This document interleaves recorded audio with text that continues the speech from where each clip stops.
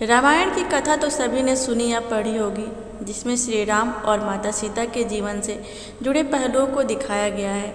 उन्हीं में से एक कहानी में बताया गया है कि कैसे मर्यादा पुरुषोत्तम राम अपनी पत्नी सीता को एक धोबी की बातों में आकर अयोध्या छोड़कर जाने को कह देते हैं।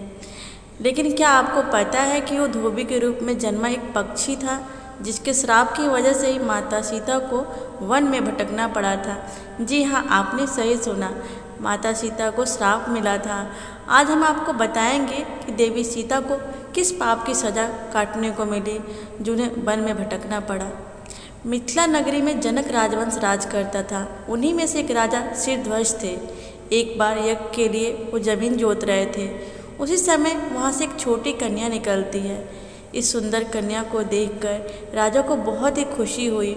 उन्होंने उस कन्या को अपनी पुत्री बना लिया और उसका नाम रखा सीता। एक दिन सीता अपने सहेलियों के साथ बगीचे में खेल रही थी। वहाँ उन्हें एक तोते का जोड़ा दिखाई दिया, जो बहुत ही खूबसूरत था। वे दोनों पक्षी एक पर्वत की चोटी पर बैठ के बातें कर रहे थे। पृथ्वी पर श्री राम नाम से एक विख्यात बड़े सुंदर राजा होंगे और उनकी महारानी का नाम सीता होगा। श्री राम सीता के साथ कई वर्षों तक राज्य करेंगी। धन्य है वो जानकी देवी और धन्य है वे श्री राम। तोते की ऐसी बातें सुनकर सीता ने सोचा कि ये दोनों तो मेरी ही बारे में बात कर रहे हैं। इन्हें पकड़कर मैं इनसे अपने जीवन में जुड़ी सारी बातें पूछ सकती हूँ। इसीलिए उन्होंने अपने सहेलियों से उन दोनों पक्षियों को पकड़कर लाने के लिए कहा। उनकी सहेलियां उस पर्वत पर गईं और दोनों पक्षियों को पकड़कर ले आई। माता सीता उन पक्षियों से कहती हैं, तुम दोनों बहुत सुंदर हो, देखो डरो नहीं, मैं तुम्हें कोई नुकसान नहीं पहुंचाऊंगी। तुम बस मुझे ये बताओ कि तुम कौन हो और कहाँ से आए हो। राम कौन है और सीता कौन है, तुम्हें उनके बारे में कैसे पता है।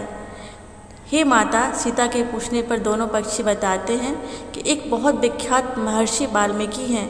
हम दोनों उन्हीं के आश्रम में रहते हैं।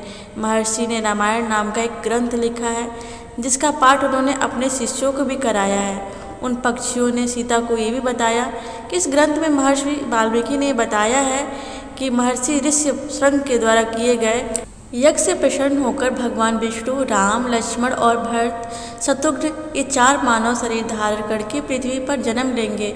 बड़े होने पर श्री राम महर्षि विश्वामित्र और अपने छोटे भाई लक्ष्मण के साथ हाथ में धनुष लिए मिथिला आएंगे और शिव जी के धनुष को तोड़कर सीता से विवाह करेंगे। फिर उस पक्षी के जोड़े ने कहा, हे सुंदरी, हमने तुम्हें सब बता दिया है, अब हमें छोड़ दो, हम जाना चाहते हैं। पक्षियों की बातें सुनकर माता सीता के मन में और भी बातें जानने की इच्छा हुई। उन्होंने उन दोनों से पूछा, राम कहाँ होंगे, वे किसके पुत्र हैं। वैसे वो मिथिला आकर जानकी से विवाह करेंगे। नर तोता बोला, श्री रामचंद्र का मुख कमल के समान सुंदर, नेत्र बड़े बड़े और खिले हुए, नासिका ऊंची, पतली भुजाएं घुटनों तक, गला शंख के समान होगा।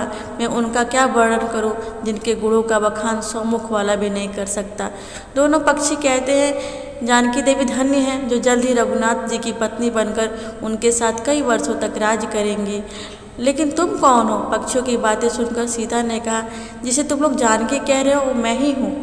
माता सीता उन्हें कहती हैं, मैं तुम दोनों को तभी छोड़ूंगी जब श्री राम यहाँ आकर मुझसे विवाह करेंगे। तब तक तुम दोनों आराम से मेरे घर में रह सकते हो। ये सुनकर मादा तोता जानकी से कहती है कि हम वन के पक्षी हैं, हम घर में सुख नहीं कर सकते। मैं गर्भवती हूँ, मुझे जाने दो, मैं अपने स्थान पर जाकर बच्चे पैदा करूँगी। आप चाहे तो उसके बाद फिर से यहाँ आ जाऊंगी। उसके कहने पर भी सीता जी ने उसे नहीं छोड़ा।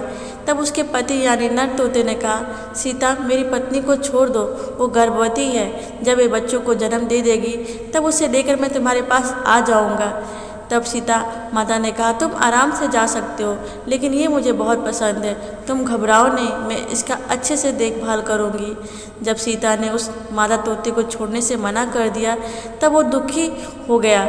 पक्षी दोबारा सीता जी से निवेदन करता है, मैं अपनी पत्नी के बिना जिंदा नहीं रह सकता, इसलिए इसे छोड़ दो। माता सीता, तुम बहुत अच्छी हो, मेरी प्रार्थना मान लो। इस तरह उसने बहुत समझाया, लेकिन सीता ने उसकी पत्नी को नहीं छोड़ा।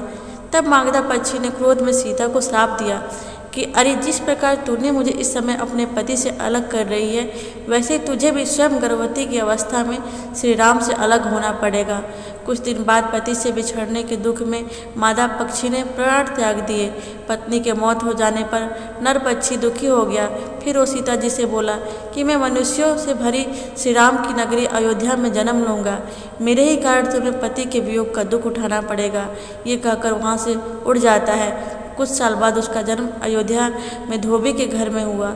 उस धोबी के कारण सीता जी का अपमान हुआ, उन्हें अपने पति श्री राम से अलग होना पड़ा। उस तोते का श्राप ही सीता जी के पति श्री राम से बिछड़ने का कारण बना। इसलिए जब माता सीता गर्भवती थी तो उन्हें भी पति से दूर वन में रहना पड़ा। आपने अक्सर लोगों को कहते सुना होगा, हमें हमारे कर्मों का फल हमें यहीं मिलता है। इस कहानी से ये बात सिद्ध भी हो जाती है कि कर्म के फल से कोई भी बच नहीं सकता, फिर चाहे वो भगवान राम हो या सीता, सभी को अपने कर्मों का फल भोगना ही पड़ता है।